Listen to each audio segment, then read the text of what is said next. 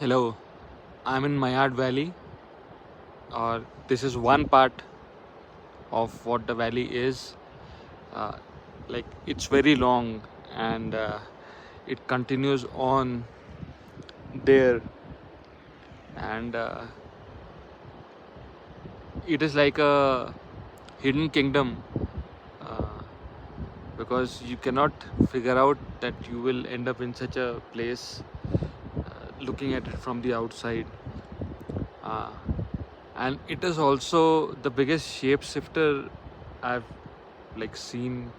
This morning this place was covered in snow, but the sun here is very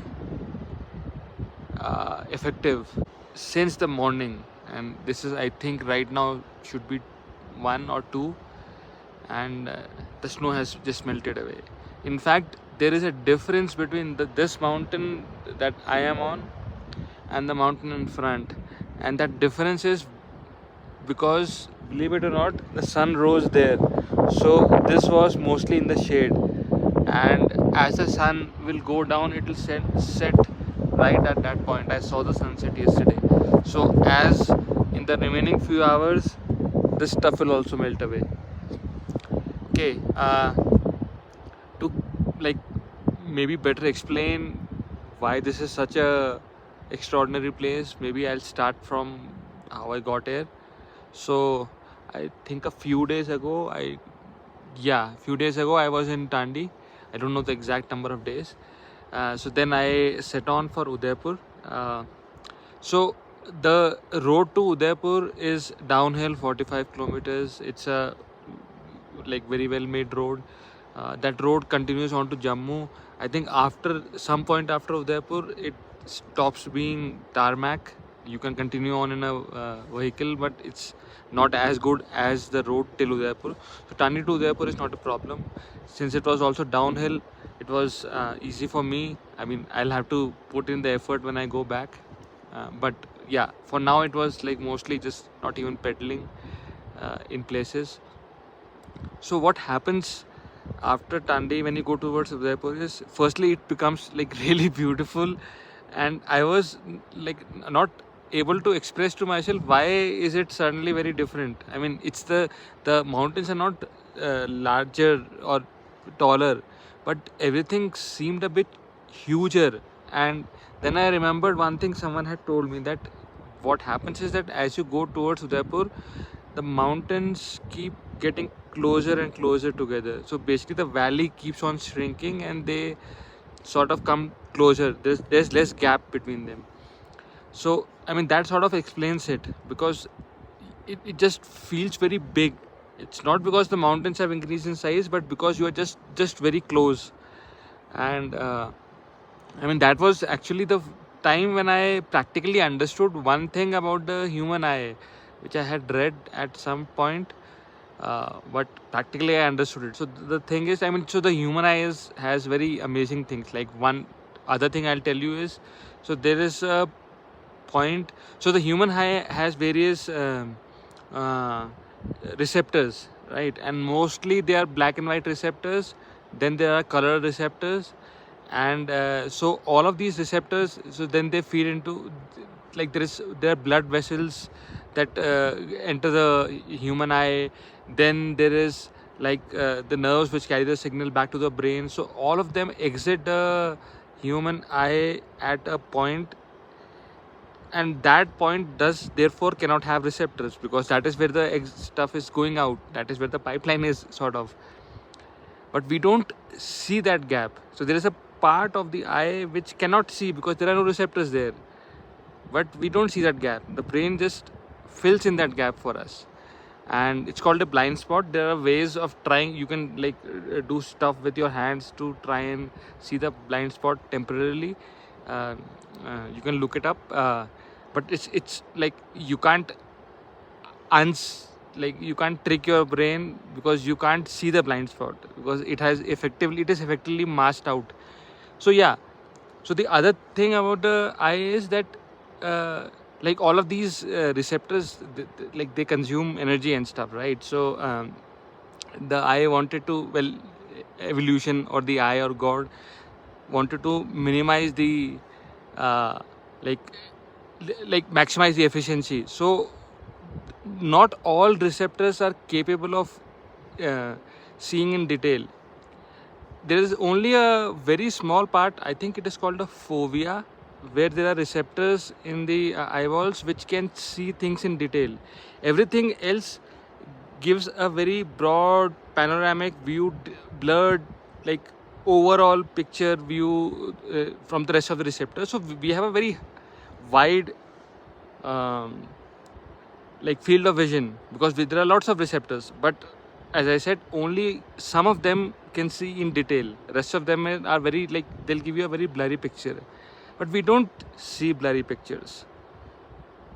And that is another trick that the brain does. So what happens is the brain continuously like gets the eye to shift the fovea. So there's a 5-degree angle at which we can make out things in detail, and there is continuous movements of the eye, and what then all of these moved parts are like stitched together back in the brain to give us the impression as if we are seeing everything in detail. But at a single simultaneous, like at a single instance of time, we only see a very small part of the entire view in detail. So this is a theory, and I understood it when I was on those mountains, because what happened, like I remember the precise moment when I like was able to make this out. There was a mountain with a very big waterfall. It was very straight, so it was right in front. It was a huge mountain. I mean, that mountain would barely fit into a photograph if you use the wide angle lens of the phone. And so there it was, and then there was a waterfall from coming down to the top. And then as I was seeing it, then I like basically remembered this fact, and because I was able to make out that I am not able to see the entire waterfall in one go. I'm just seeing parts of it. And okay, yeah, so that was a bad science lesson, but anyways, continuing on, that road is fun. I like came to Udaipur. It's mostly a transit town. The food is actually good in Udaipur, and it's also cheap. Like I had pasta for 150 bucks with like good quantity, and of course there's local food, like there's thukpa. I had it like 60 bucks one day. I think the other day also 60 bucks, and like it's good, clean, and these are like not fancy restaurants, these are dhabas, but like the food there is good. Like there's homestays. So anyway, so from Udaipur, what happens is you can see this place called this valley called Miyar Valley. So someone had told me about this valley. So now when I was in Udaipur, I was not able to see how you could get another valley, because Udaipur, well, okay, Udaipur is in a fairly wide space, but coming to Udaipur, it was fairly constricted. Then, so I sort of figured out where Mayad Valley would be, because there are two rivers. There's another Sangam which is happening in Udaipur. So one of them is the original Chandrabhaga, and then there's a smaller one, but it's not a stream, it's a river, and this is that one. So that meets there. So the place where it is exiting, it's very like it's these are two mountains just stuck to each other, and but there was no other place where they could have in a valley. So I figured that would be Mayad Valley, and that was actually correct. So yeah, then I set out for Mayad Valley. The weather that day was not great, and it like at times I felt so okay. The other thing is the way is the worst at, and not even the worst, the most dangerous at the start. So there are no buses which come here. I mean, the people have like cars and those campers, 4x4 vehicles, so 4-wheel drive. So people, like, there are vehicles which come here. There's a road which is going here, but it's not like this is nothing to speak about. And this is actually one of the better ones. On the way it was like worse in places. So, but here it is still okay. I mean, this is a good enough road. The At the start, the thing is a bit different. Those are like two vertical mountains just next to each other. So what the government has done is it has just basically blasted through one of the mountains and created a like sort of a passage. And since it had snowed the night before, there was danger of rockfall, and so I mean, it was a like, and then there was another thing which I was not really sure. I haven't really read up about this place, so I wasn't sure I'll be getting homestays here. I knew there was a camp here.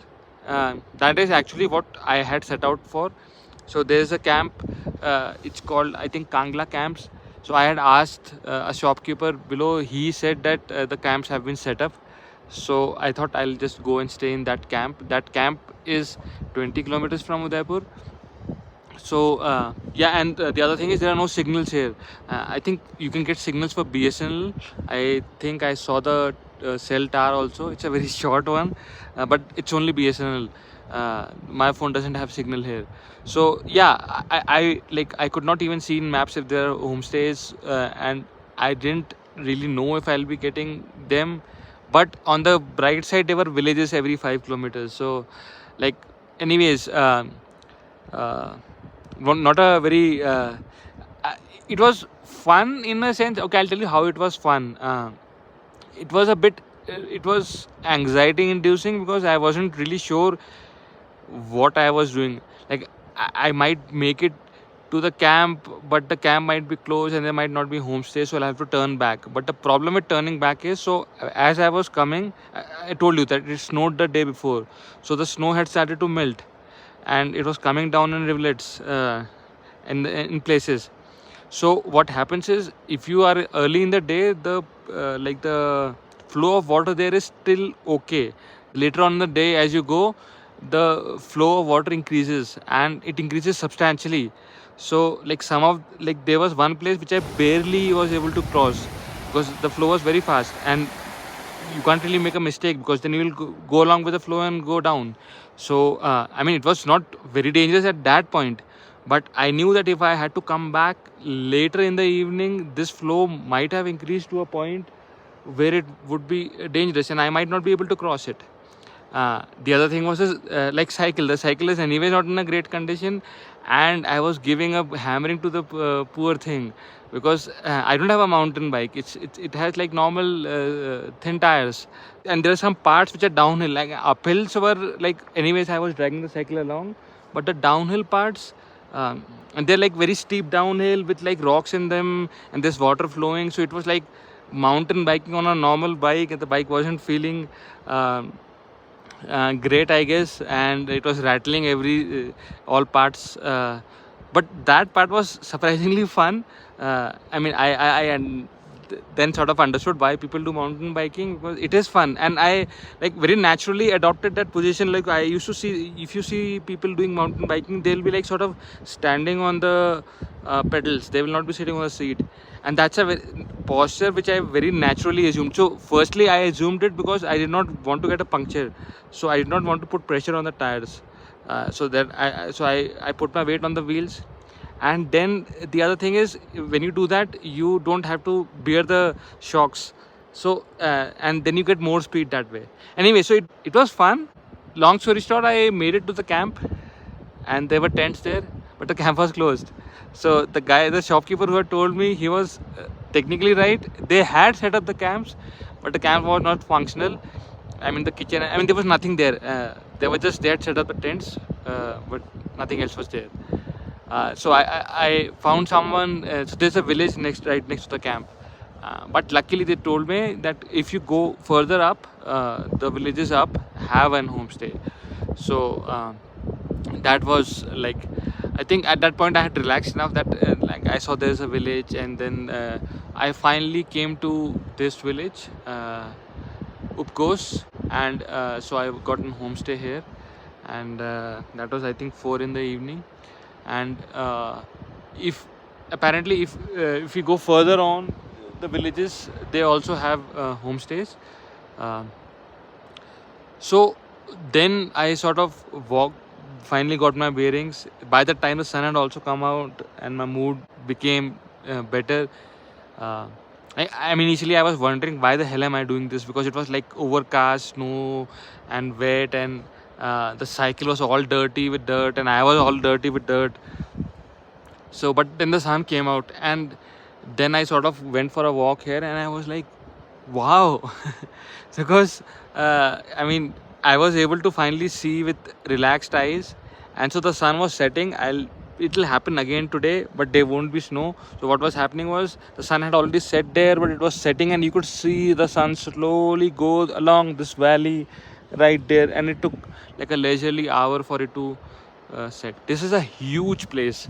Now this is not constricted. The constricted part was where you enter the valley, but once you enter there, slowly keeps on expanding, and this is like a wide plain area. I'm told that if I go further ahead in that direction, it will become even wider.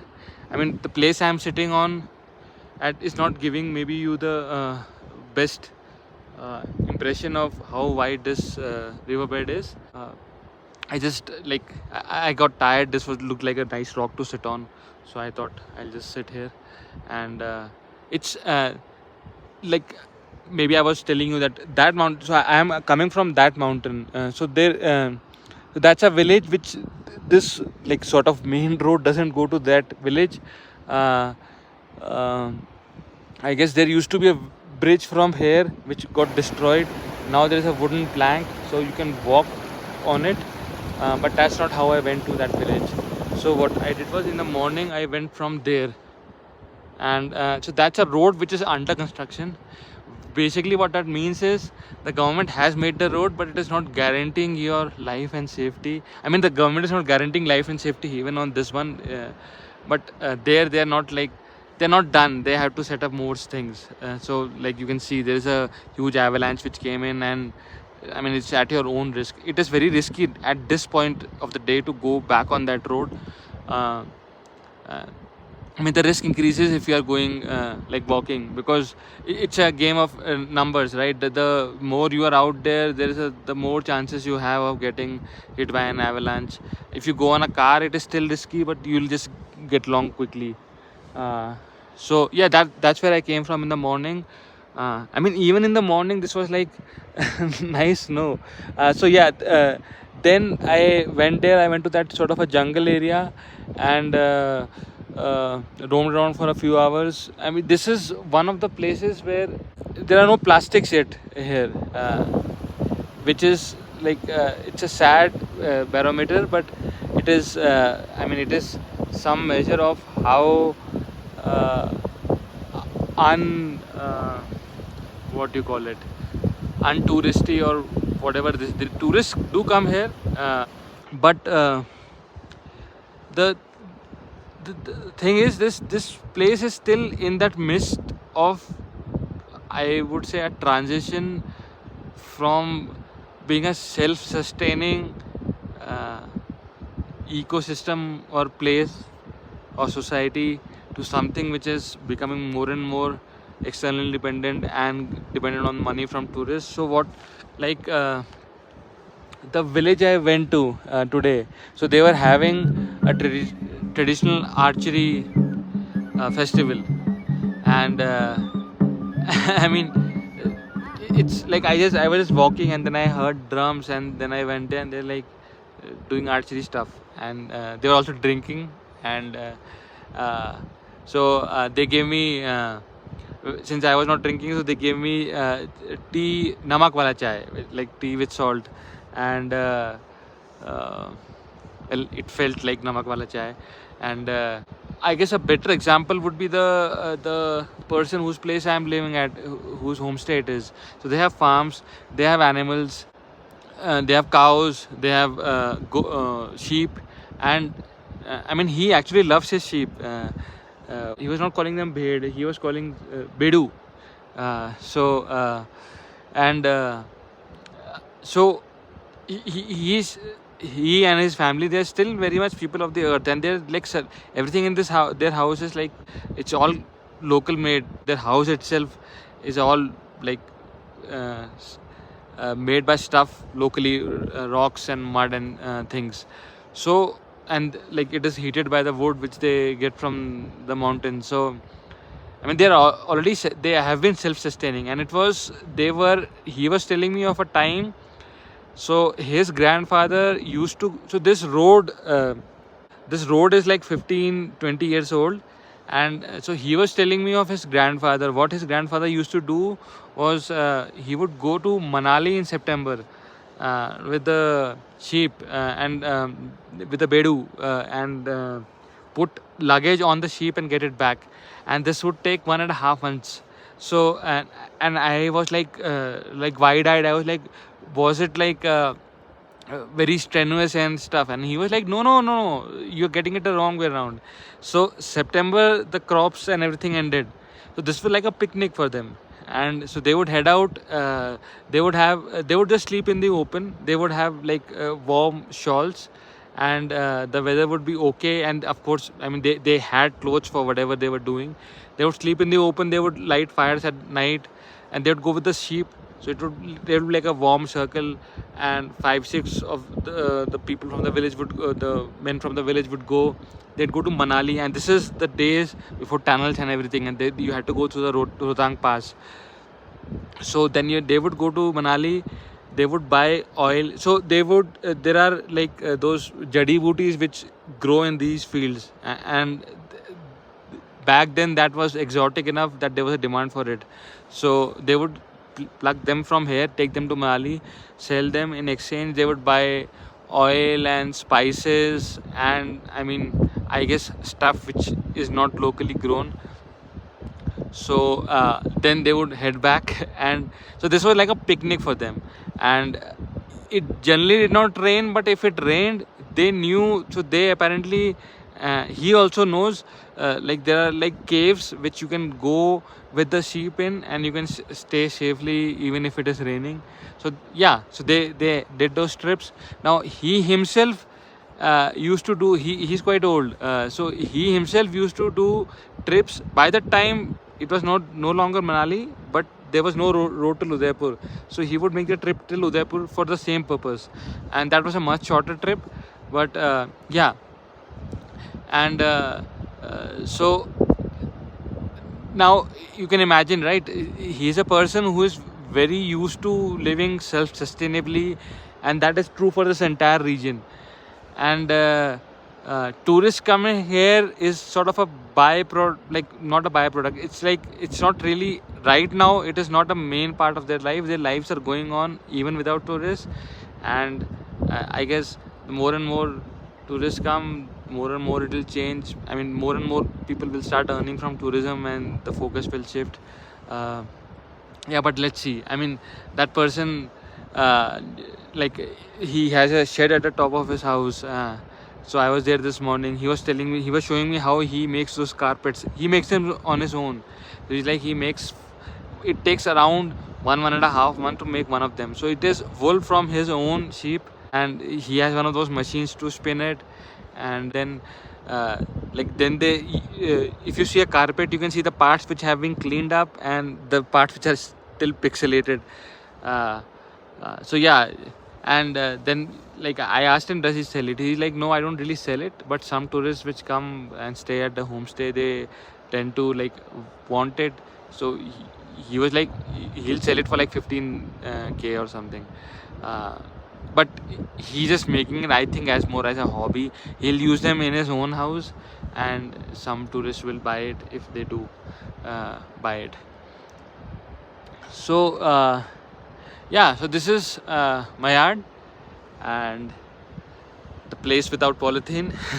I mean, I hate those fluorescent Mountain Dew bottles. They are everywhere. Like, it's very hard to find a place where they are not. And the worst thing is, they have now introduced smaller versions of them, which are like 2-3 sips, and you take them and you take a sip and you can throw them. And those fluorescent bottles are everywhere. Well, they are not yet in this Mayad Valley. And yeah, so I think I already saw 2 seasons in one day. Like, yesterday I saw the snowy part of this thing, and today it is I guess the non-snowy dirt part, and it'll July end. I mean, I've been recommended to come in July end if I just want to walk straight from Udaipur to here and on and see. Maybe I should also tell you a bit about temples, because Udaipur has a really nice temple. It's very different. So it's it's for a deity called Mata Marikula, and it's the most interesting part for me, at least the most beautiful part for me, is the roof. So it's a wooden temple, and this is the architecture which was in vogue in the 8th century, and that temple is the most famous and the biggest remaining extant example of that architecture, which of which like those temples were made. That temple is supposed to have been made by the Pandavas, and yeah, it is like it's very beautiful. I mean, maybe I need to increase my vocabulary a bit to describe it, but it's, and that the place where it is, so Udaipur is just one road, and there are like homestays and shops and restaurants on both sides, so it's not a very glamorous place. But the right in front of the temple there are like 3 trees, and it's like a small town square. It's not really a square, because to have a town square you need to have 2 roads. It's just one road which is passing there. But anyway, so that place in front of the temple where there are 3 trees, that is a very calm place. And yeah, and I also went to, I mean, on the way I went to a old Shiv temple that's like off the road 5 kilometers up ahead, and that is also of the same sort of an architecture, but the temple has been destroyed. What is left there is a reconstructed temple, which is also very nice. It felt maybe nicer because, I mean, I was alone there, on top of the, like, not the top but near the top of the hill, and the inside it is very it's nice. And again, running out of adjectives. And but yeah, so there they what the only remaining part of the original temple there is 2 blocks of wood. So it was built in the same sort of an architecture as the Mrikula Devi temple in Udaipur. The interesting thing about that temple is that there's a board there which says entry for women is not allowed, and there are in fact 2 boards. It's a Shiv temple. I don't know. I mean, there are many Shiv temples where women are allowed. That's the first time I am actually seeing a temple where women are not allowed. So I don't know the backstory. But okay, so there's another board there. So the first one says women are not allowed. And there's a second one, which is like if women enter, they do at their own risk. And yeah, I just found that to be interesting.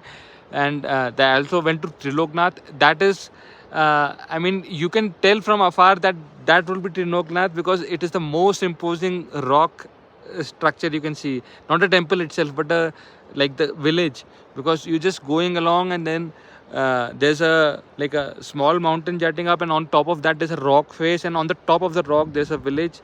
So like it's very apparent that that would be Triloknath. And indeed it was.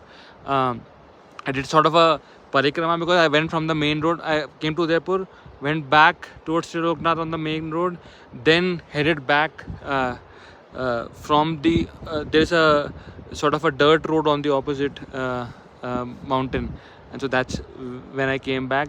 I actually got quite wet in the rain, because it had started raining, and by the time I came down and was having my thukpa, it started snowing. Okay, so you see that cloud there, and with that I'll say goodbye.